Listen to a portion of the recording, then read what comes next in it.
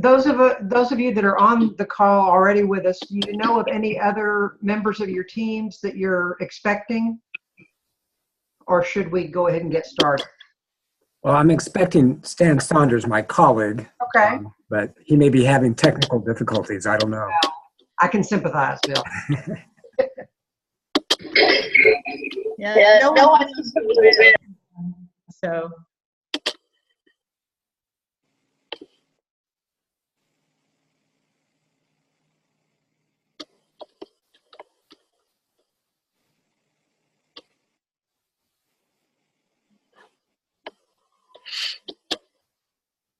Mary Elizabeth, I feel as though somebody else was on the email exchange in which I was added.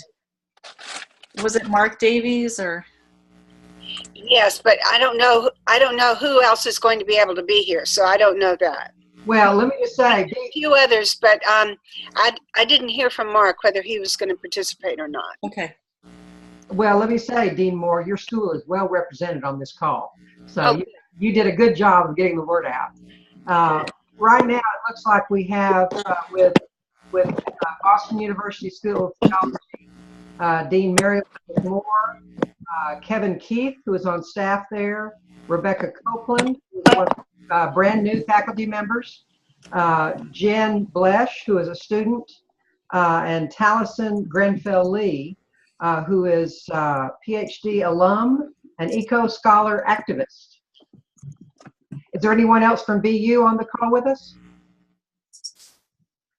If not, on the call with us from Decatur, Georgia, with Columbia Theological Seminary is Bill Brown, well-known faculty member there.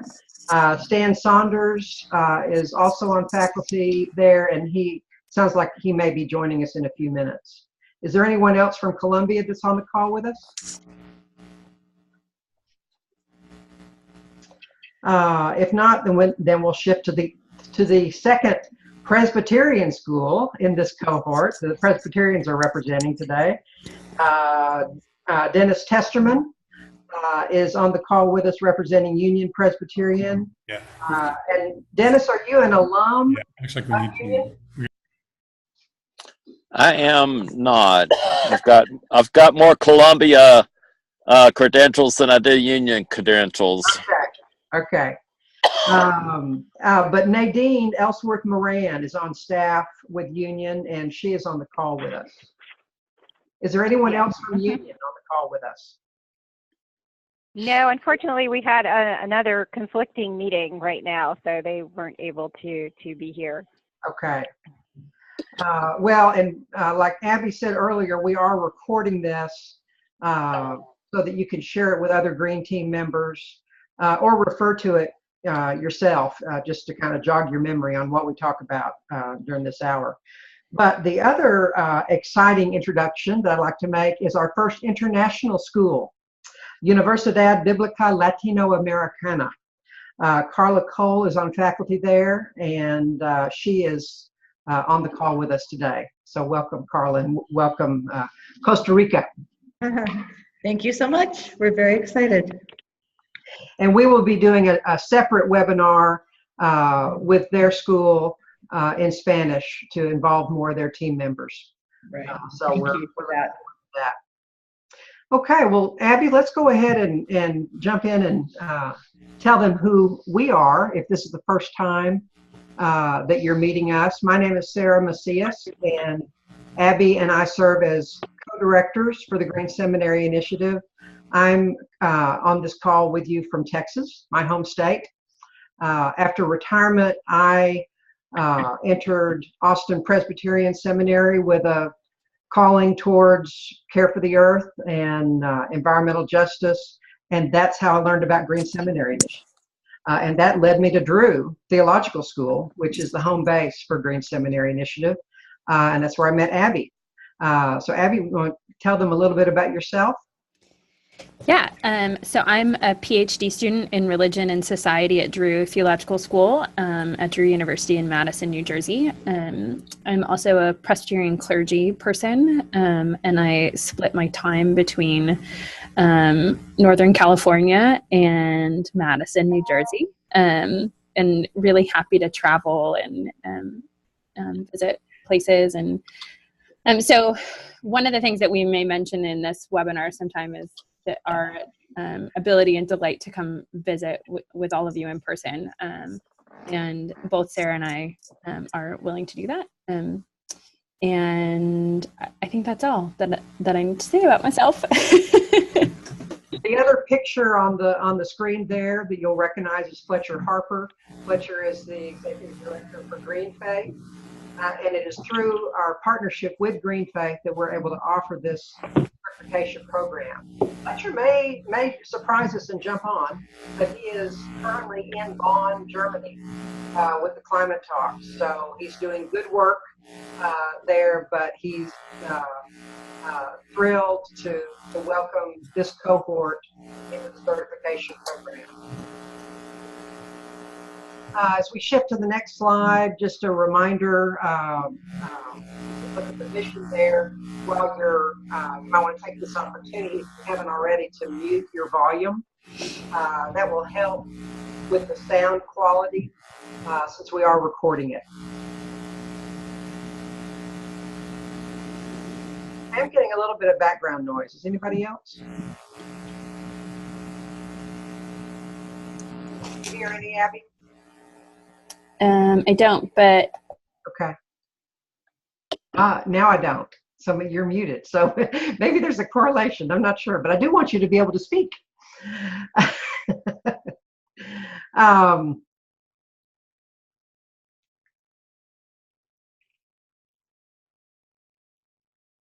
Let's move to the next slide and we kind of give an overview of what we want to touch on today. We want to give a little bit of a history as to how we've gotten here as the Green Seminary Initiative. We also want to get to know each other. This is not a process that you are in alone. It's very intentional that we enter this process as a cohort so that we can learn from each other and encourage each other along the way, sharing ideas and collaborating wherever there's opportunities that present themselves for that. And we'll go over the all the steps that are ahead of you in this 3-year process so that you're real clear and have kind of a roadmap for where we're going. And the first stage of the process will involve the internal audit that you will work on for a few months as a team. I emphasize as a team. This is not an individual exercise. So you as schools are not in this alone, and you as Green Team members are not in this alone. So we don't dictate to you how to do the internal audit. We figure you have your own knowledge of how well you work together.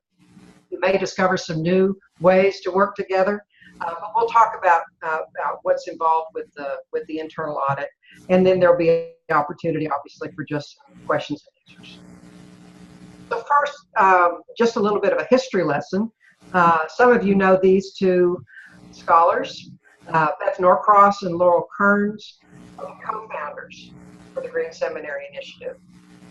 This is our 10th birthday. So the Green Seminary Initiative, some of you were present with us at the time when there was really, what we might say, a rallying cry made in the academy at American Academy of Religion, Society of Biblical Literature, when there was a heightened awareness that in order for us to equip religious leaders to lead their congregations and communities in responding to the environmental crisis, it really begins in the seminaries and theological schools. So responding to that rallying cry have been over 50, almost 60 schools who have said, yes, we are committed to doing what we can and we'd like to be a part of that network. So over the last 10 years, we've been working together as a network, primarily collecting and sharing syllabi that different professors have been willing to share from different disciplines. and sharing resources, sometimes having webinars and educational sessions. But it wasn't until a couple of years ago, maybe 3 years ago, that we entertained the possibility of a partnership with Green Faith and worked towards developing the certification program that you're entering today. The process for developing that certification program came about after an extensive amount of interviews that the Green Seminary Initiative had with students, faculty, staff, trustees about what they were needing. And I think there was at least 75, if not 100, of these in-depth interviews. And it was clear that they all expressed a growing interest in creation care, recognizing that students were coming with the desire to have this training, but the reality was that it was not something that was systematically integrated in their institutions. They also, almost all of them across the board, admitted that they might be committed to this effort in different ways, but it really was something that relied on one or two champions in their schools. So when that champion retired or graduated, then the emphasis sometimes went away. And that was something that was identified. There was also a desire for increased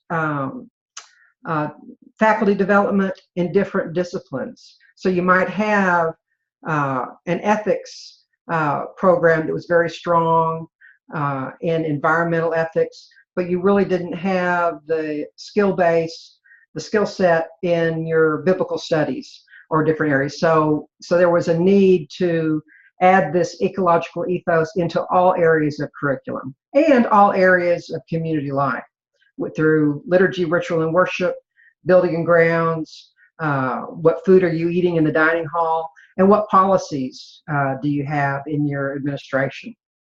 So those were some of the things that we discovered, and so that's what we factored into the equation when we developed the certification program that, as far as we can tell, is the only program of its kind in the world.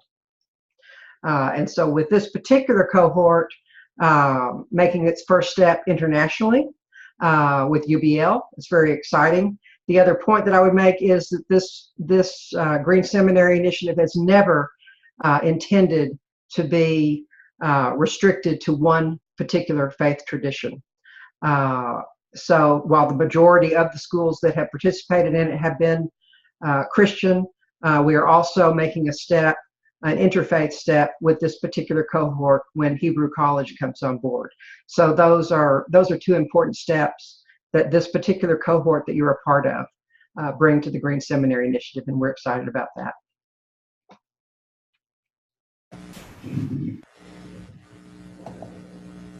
But now we want to get to know you a little bit. So Abby, why don't you?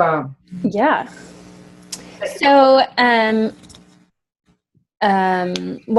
we're going to ask you to keep your phone or computer on mute until it's your turn.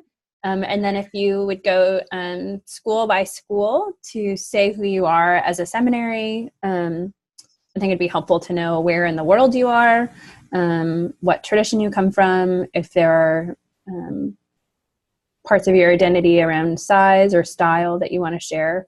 That would be great. If you'd also share why you joined this program and what you hope to accomplish, that'd be great. And about 2 or 3 minutes per school, and a slide of your school is going to show up, and that will be your indicator that you should speak. There's some weird lines showing up on my computer. I don't know what that's about. So I don't know. And we're going in alphabetical order, so if that helps. So Boston, if you'll go first.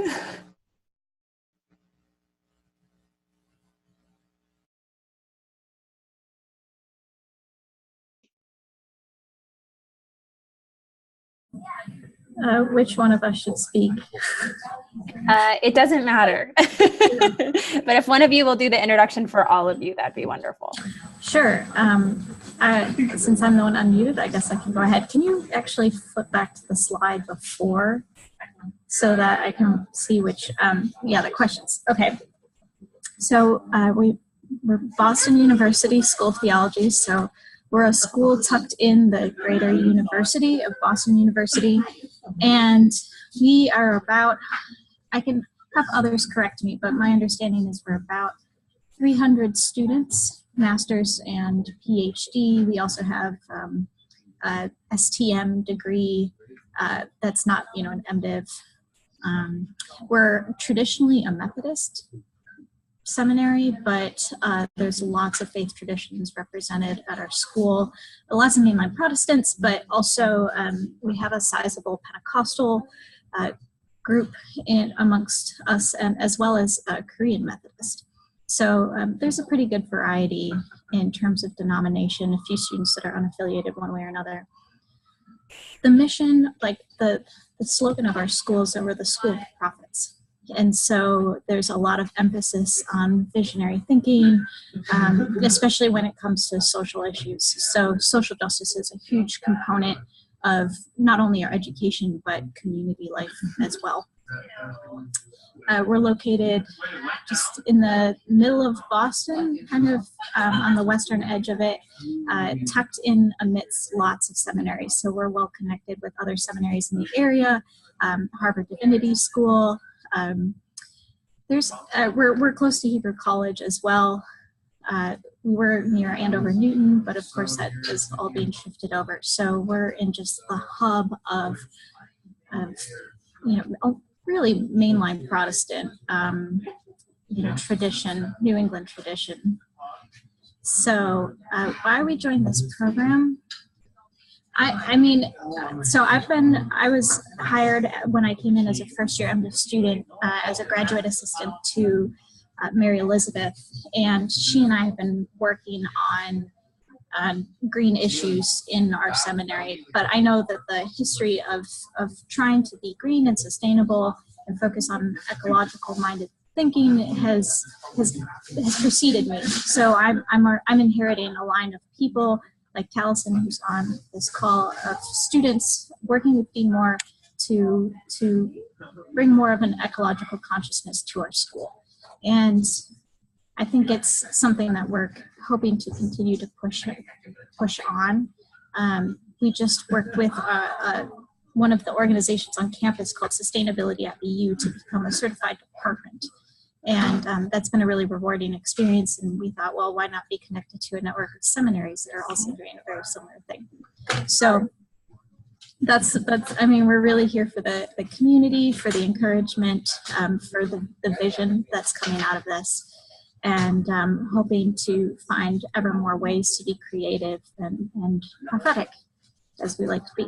So I'll leave it there, leave it up to anyone else who wants to add something. Can I add a couple of things to that? Please.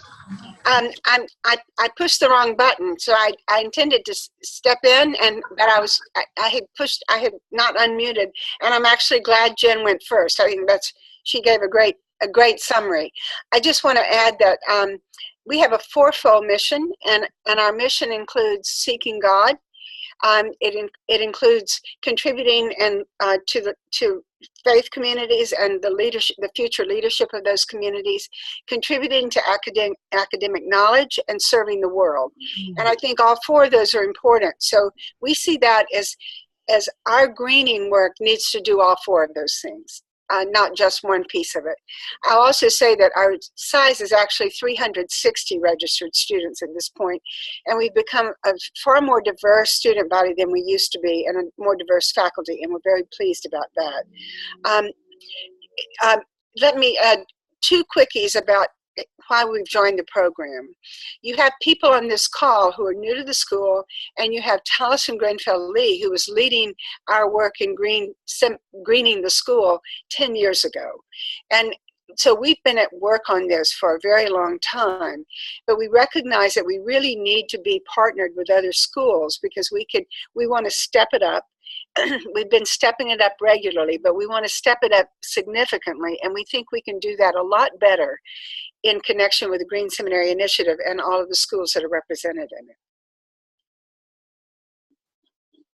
Can I add just really quick to what you said, Mary Elizabeth, that I remember when I first heard about the Green Seminaries Initiative, and I was really excited about it back then, and I've been sort of trying to encourage over the past several years that we join it, and I'm thrilled that we're finally doing it, and just really happy to be a part of the process. So That's great. That's so great. Thank you for sharing, Boston. Columbia, Stan and Bill, would you share? Both of you should be unmuted now. So would you just share about Columbia? I'll say a few words first, and then let my colleague Stan to finish up. So we are Columbia Theological Seminary in Decatur, Georgia, and we have about 300 students, a variety of degree programs, including a BMin program, as well as basic degrees. We are Presbyterian, PCUSA, although we are becoming, like other schools, increasingly diverse, both among our students and faculty. Our interest in joining GSI, we're hoping that it'll be sort of, if I may use the term, the tipping point in really being much more systematic in our curriculum and in our practices. We've taught occasional electives, and we're searching for ways to integrate environmentally informed theological education in our core courses as well. We have a garden that we continue to cultivate, but we have no connection between our garden and our cafeteria at this point.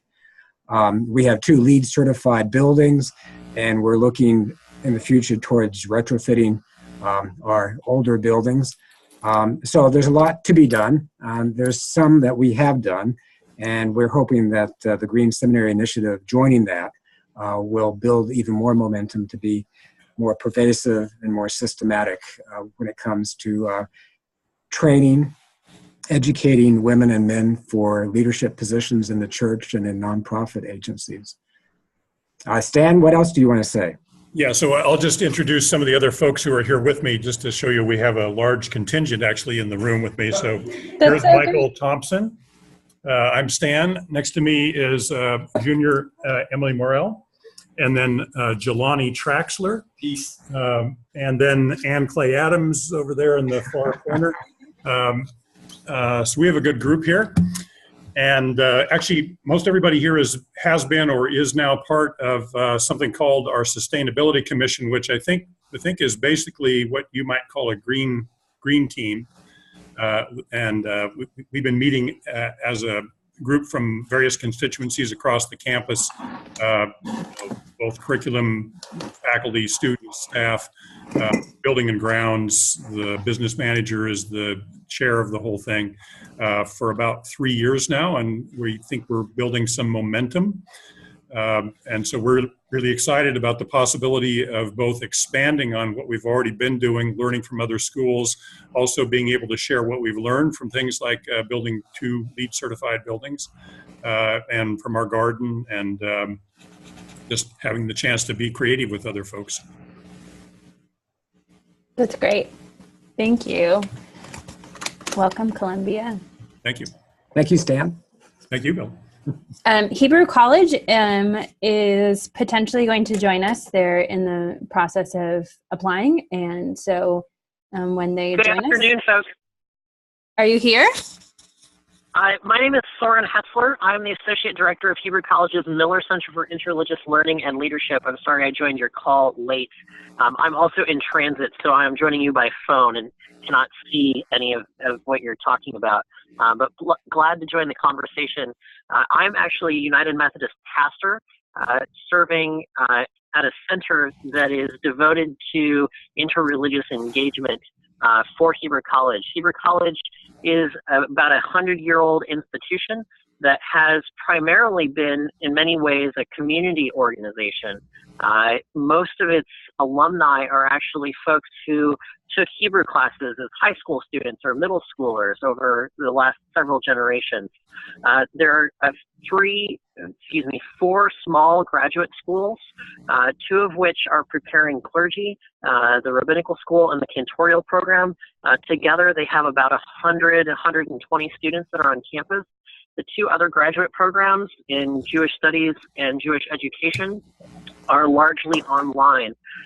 Part of the interest in the college in joining this initiative is thinking about how the college may rethink its space use and space needs as the graduate programs move largely online, except for the professional formation programs for folks preparing to be ordained. And so doing a thoughtful accounting of how we're using space is very important.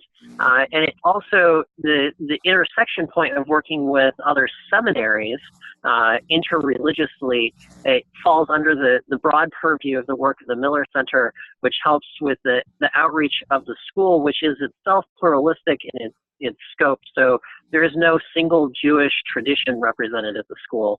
And the goal is that the kind of education that a student in the rabbinical school is receiving allows them to find a place in different kinds of Jewish communities.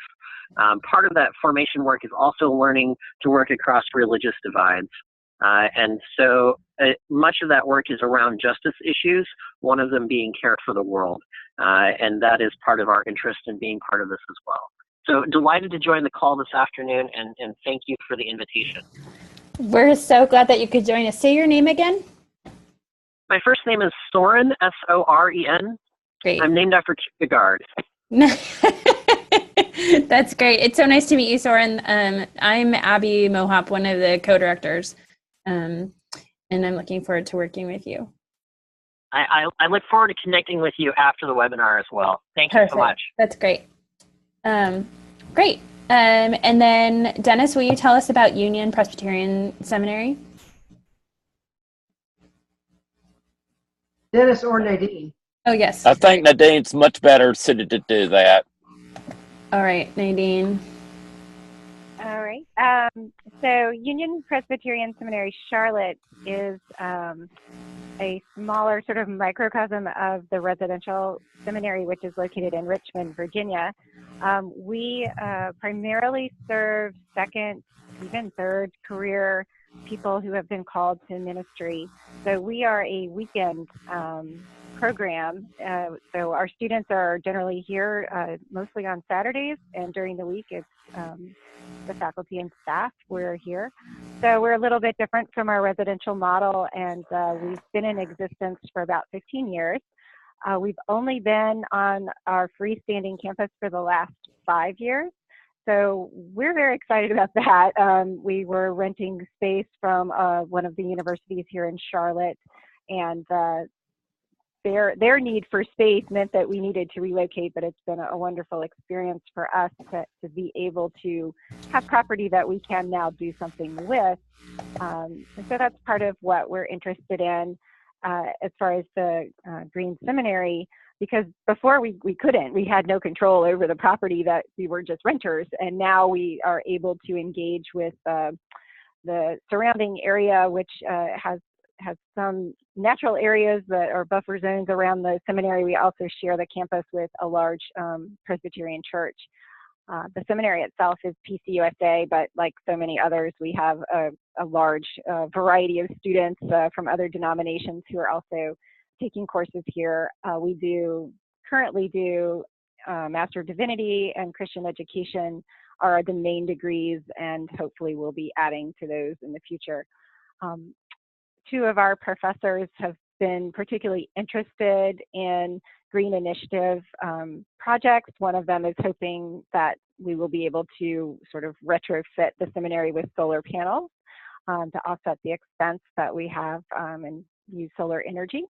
And another one of our professors has come down with a large interest, and he came from the Richmond campus. And when I say he came down, he came down from the other campus, but he is now full-time on our campus.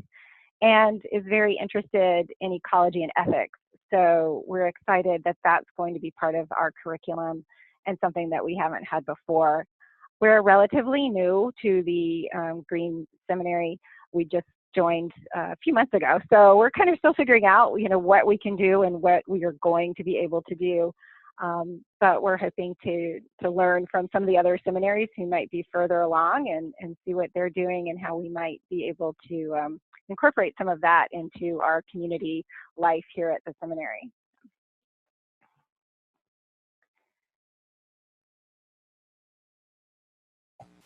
Great. Thank you. Dennis, do you want to add anything?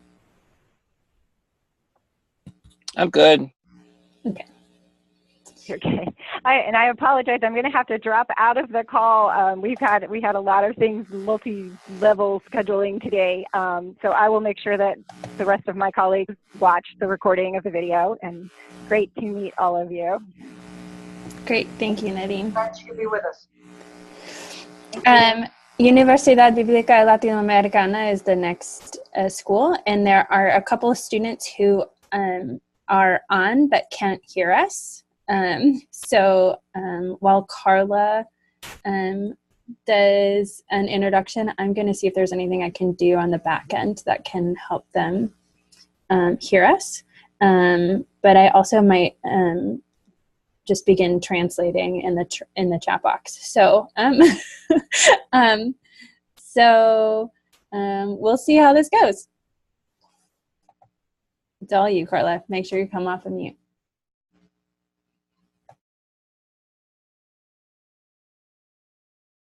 Yeah. Hi. The Latin American Biblical University is located in San Jose, Costa Rica. We are an institution that was started in 1922 by an evangelical faith mission, the Latin American Mission. We have been an independent seminary since the 1970s, when the institution made a very clear option for Latin American theology. We currently have this year a total of 180 students at the university level, Pentecostals and Roman Catholics and everybody else. Most of our students are distance students now. They come to Costa Rica at some point during their studies for a shorter or longer period of time. We're located in Costa Rica, which has projects an image of itself outside of the country as being this ecological paradise, and yet we're in the midst of many different kinds of contradictions that are part of that.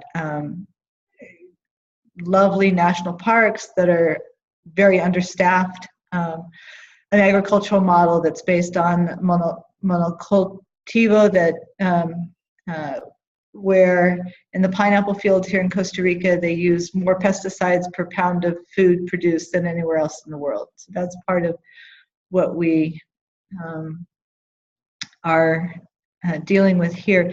We made a commitment a couple years ago that one of our primary themes that we were working on would be planetary life, and we were very excited about the Green Seminary initiative as a very concrete mechanism that will help us integrate everybody who's part of the UBL community into a process, and will help us also think about our own institutional practices. So we're very happy to be included and very grateful for the efforts that are being made to include a school where the majority of folks do not speak English, but rather speak Spanish.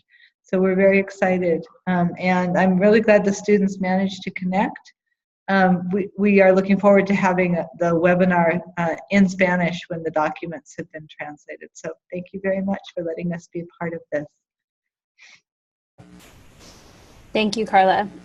Sarah, I wonder, is it possible for you to lead the rest of the conversation, and I'm going to translate into the chat box for Santiago and the other students. Is that okay?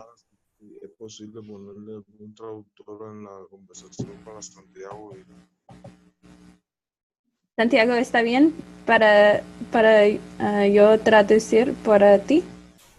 Ok, gracias, muchas gracias. ¿Sí? Estamos Ok. entendiendo. Voy a escribir en el chat. ¿Está bien? Excelente. Thank you very much. Sí, claro. Okay, Sarah, you're in English y estoy en español. Okay. This is why there's two of us.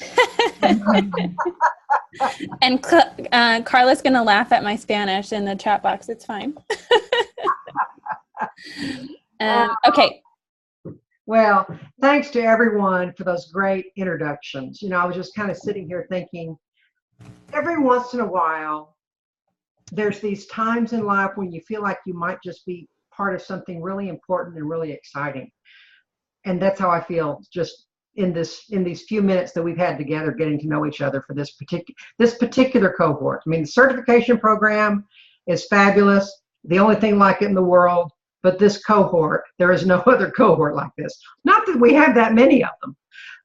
There are 9 schools in the certification program before your cohort starts. So now this will bring it to 14 schools in the certification program. The program started a year ago. Again, I keep repeating myself, you are not alone. Within this cohort, you have other green teams to lean on and learn from. And within the certification program, you've got a broader community there to compare notes. So we do want to go over just kind of the process, kind of so that you have a roadmap for what's ahead. If we can go to that next slide, Abby. And there we go. And yeah, we're not sure where those purple lines came from, so disregard the purple lines. But for the first stage, I mean, you're able to start now. You should have received an email this morning that has a template for you to use that will be helpful to you in the internal audit process. And the internal audit will be due by April 15th. You can see that date there. But during the course of this first stage, we really want you to be the cheerleaders, the champions within your institution, the shepherds, if you will. So get the word out to your community about what your school is doing. This is not an individual exercise. This is not just a green team exercise, although you are the ones that are going to shepherd your community along the way. So get the word out within your community, perhaps in your newsletters or communications to your alumni. We're not going to dictate to you how to do that. We're going to get the word out through our own press release, and we'll get with you to make sure that we're not publishing pictures that you don't want us to, or old logos, and so we'll make sure that we're communicating on your behalf in the manner that works for you. But do get the word out, and we will as well. During this first stage, we will also have our energy auditor, Colby May, get with you to schedule a time that is convenient for him to come to your campus and perform an energy audit to give you a good baseline on where you are and where your growing edges are as it pertains to energy management. Colby has done, I don't know how many, hundreds, if not thousands, of energy audits for different congregations and schools through his work with Green Faith. And so we're glad to offer that as a part of the certification program to you. The $1,500 registration fee is due by the first of the year, so January 1st. If you can get that, and we'll send a little reminder as to how to, the mechanics of who you write it out to and where to send it. But that, typically the energy audit that you're getting through this process would cost you a lot more than $1,500. And you're getting a lot more than just the energy audit in this process. So, and the savings are going to come back, as you might imagine. So it's a really good investment. And we're glad to be able to offer it to you at only $1,500 through some funding that we have from some other sources. So we're glad to offer that. The internal audit template, that I already mentioned, you've got that in your emails today. We do ask that you use that template as the way to capture your answers to the questions. And the questions on the audit are basically, they go hand in hand with the certification standards, which are also provided to you in the email today. And some of you have even seen the certification standards prior to today. But it kind of goes hand in hand. And it'll help you determine where you are in relationship to the standards. And then the governing board resolution, that was the third item that we sent this morning in the email as a template that you can put in whatever language is meaningful to your community. So this is a way that your leadership, your board of trustees, or whatever you call that leadership group, can voice publicly their show of support to this process. So we feel like that's particularly helpful to schools as they go forward in the certification program, and keeps it as a priority that goes beyond the 3 years. So you've got that, and the due date on getting that signed. We recognize that boards don't meet, every month. So figure out when is the right time to draft something to present to your board for their signature and have it back to us by mid-April. So with that, with the governing board resolution done, with the comprehensive internal audit done by mid-April, then you're ready to shift into the second stage and develop your action plan. And I would, and these steps are important. It's so easy, even before you fill out the application, to start thinking about what your action plan needs to do. But you really need to take the time to go through that internal audit very carefully and assess where you are. Then figure out what your growing edges are, what your priorities and goals are that are workable for your particular context. Each of you are going to go at it a little bit differently because each of you have different challenges and opportunities. But those will become more clearer to you as you go through that internal audit together as a team. Then you're equipped to start developing your action plan in April. And you've got some time to work on that action plan. And you'll have that turned into us by what we're suggesting would be you'll have through the summer and have that into us by the end of September. And then you've got the rest of the 3 years to do it, to put the action into action. And every 6 months, we would expect some kind of a very simple progress report as to how you're doing. We'll be checking in with you. We want you to check in with us, and for feedback. We may have some resources that might be helpful to you, some mentors that we could suggest from within our network as far as different areas. So we want to help you in whatever way that you need us to, and we're not going to be, we're going to get to know each other pretty well. And the relationship won't end at the end of the 3 years, because we will celebrate with you when you achieve that certification in 2020. But after that, you're going to be a model for others, and we'd like to hear from you, maybe once a year as to what additional steps you've been able to take after that. So this is a never-ending, continuously improving process, and so that's just kind of an overview and a roadmap, but we're very excited to be on the journey with you.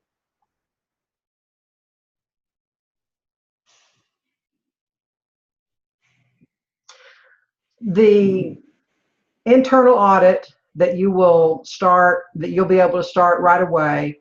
Again, it's not due until April 15th. I would encourage you not to wait until March to look at it. But all 5 of the focus areas that Green Seminary Initiative has always had from day one, 10 years ago, have been these 5 areas. Education, so what curriculums you have, that also includes faculty development. That also includes what we call eco-spiritual formation. All 3 of those areas are what we identify as falling into the focus area of education. Liturgy, ritual, and worship. What are you doing in your chapel services? What are you doing in your worship classes? Building and grounds, whether it's energy, water, materials, waste, and then community life would include your dining hall and community activities. And then public leadership would include policies. Your school's mission statement could be reviewed perhaps at this time, and in what ways that you're encouraging environmental activism at appropriate times. So those all kind of compose the area of public leadership. So the internal audit will help you assess where you are in each of these 5 areas in accordance to the certification program standards. And that's due April 15th, using that template that's provided to you.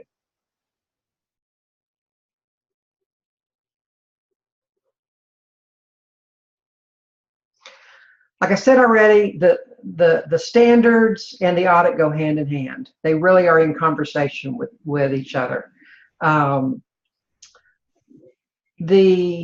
The process, the internal audit process, is a team approach.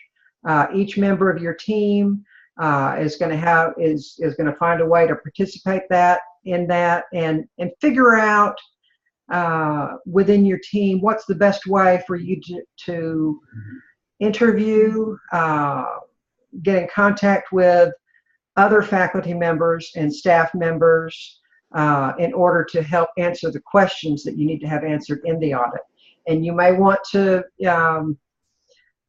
pay attention to an efficient way to do that, so that your building manager isn't getting called by 3 different people. So you don't want to be a nuisance, but let them feel a sense of ownership about this certification program and the importance of the role that they play, even though they may not be on the green team. And the community that you're leading, I mean, don't be shy in inviting alumni. Taliesin is an alum, at BU, and looky here, she's on the green team.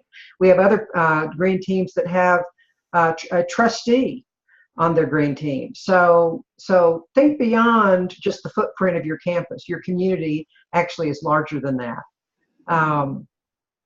And then, figuring, again, we're not going to dictate to you how to do that, but you'll find the ways to strategize together and communicate effectively. And this is a work in progress for us. We've been learning from different green teams on ways to do this better. And so we really count on you to offer us suggestions that perhaps we can share with other team members, whether there's different virtual tools and with Google Docs and other kind of communication tools that maybe you're really familiar with and have used for a long time in your particular institution, and we may have never heard of them. So let's share ideas with each other on how to communicate and streamline, so we can make this an enjoyable process. I also just want to say, I hope what we've modeled in this webinar is our willingness to be flexible and supportive. Right. Right. And then the last thing is the action plan. After you've done the audit, then you're ready to build the action plan, and we will have a check-in call with you to see what questions you've got and see ways that we can help you. We'll offer feedback. That's due September 30th. And like I said already, it's going to be a little bit different. But there are going to be, the certification program is substantive, it is meaty, but it is flexible. It meets you where you are. And so it's going to be, so we're not here to tell you what you have to do, but we're allowing you a framework to lead you into where you're able to be. I just put meaty in the translation. Costa Rica is going to be fun. They're gonna help us improve. Yeah. Gracias, Yubiel.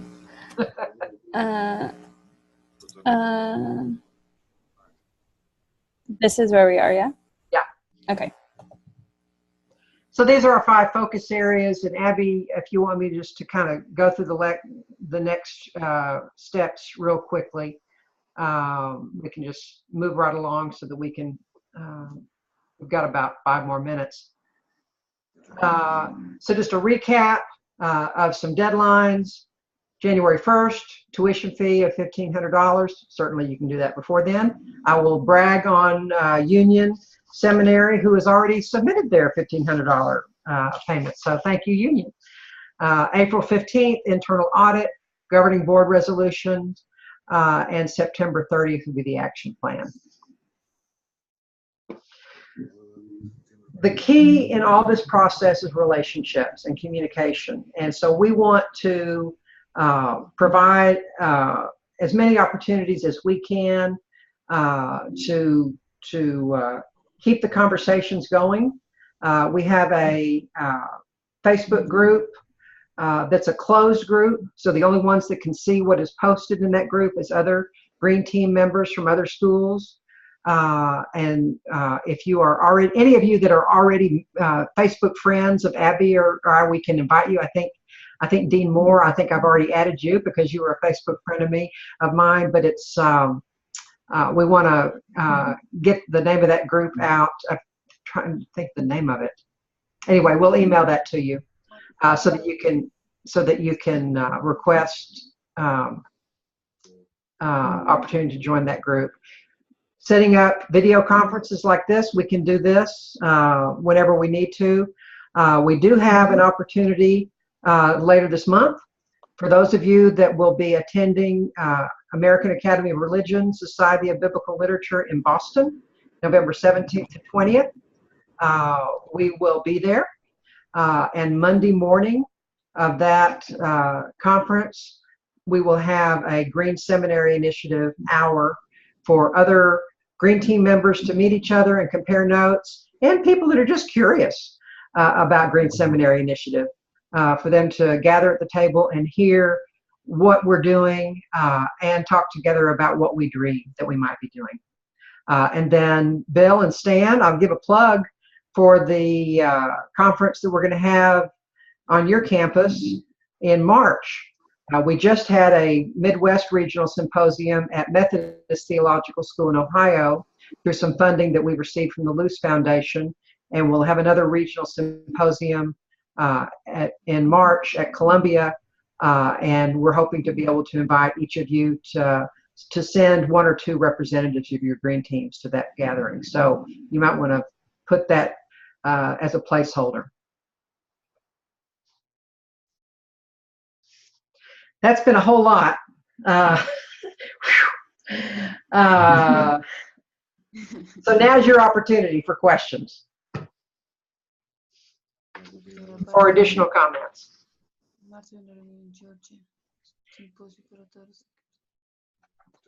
Are you ready to get started? I see Carla nodding yes. For the payment of the $1,500 by January 1st, is that something you can send out an invoice for? That we can send what? An invoice? Oh, yeah. It's coming. The invoices are coming. Okay.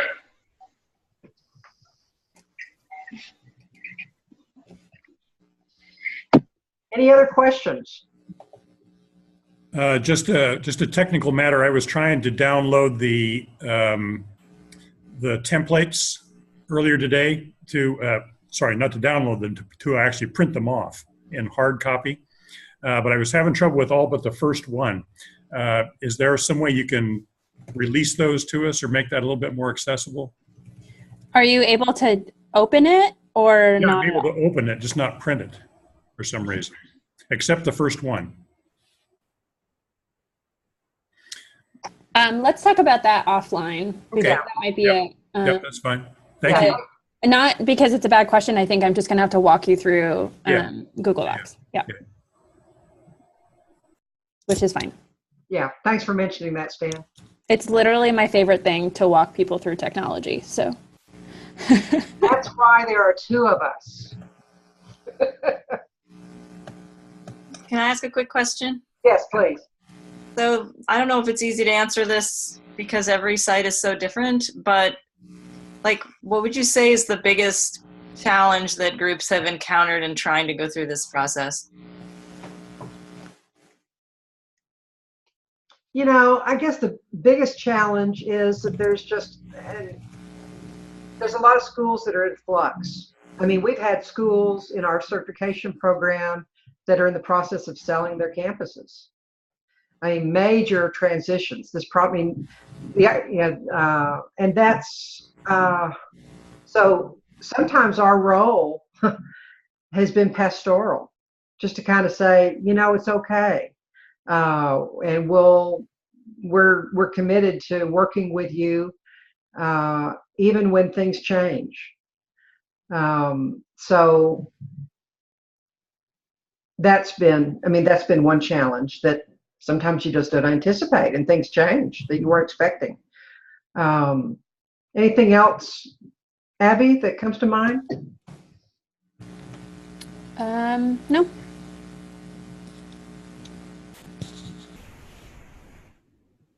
But that's not news to you, because you know that schools are in transition.